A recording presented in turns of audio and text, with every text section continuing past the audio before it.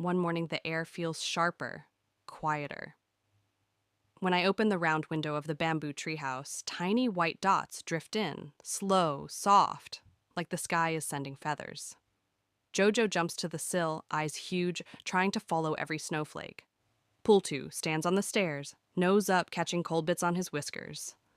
Moonlight reaches out a careful paw, then pulls it back, surprised.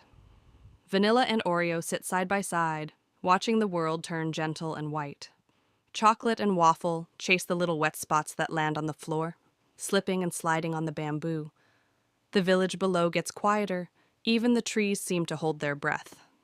Inside, I spread an extra blanket, rub cold ears, and close the window halfway so we can watch without freezing. For a few minutes, no one remembers the hard winters they faced alone. There's only one small house in the trees, warm breath in the air, and snowflakes dancing. Today is name day in our bamboo treehouse. Not the day they were born, but the day they stopped being stray, number, or that dog, and became someone I call with love. I bring up a small basket of paper tags and a pen. Jojo watches from the balcony. Pultu lies by the door, tail slowly tapping. One by one, I sit with each rescue on the blanket. I stroke their fur and say their names soft like a secret.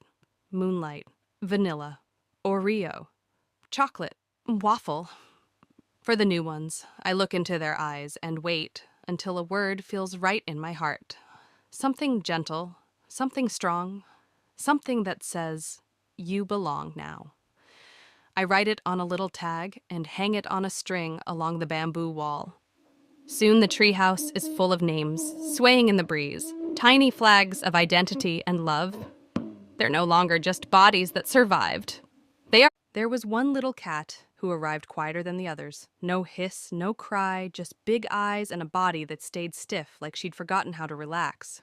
Even in the bamboo treehouse, wrapped in blankets, she lay, very still, watching everything, trusting nothing. Days passed. Jojo gave her space. Pultu walked slower near her, careful not to bump.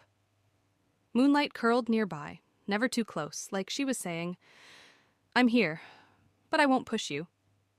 Vanilla, Oreo, Chocolate and Waffle played softer when she was around, as if the whole treehouse knew her heart was made of thin glass.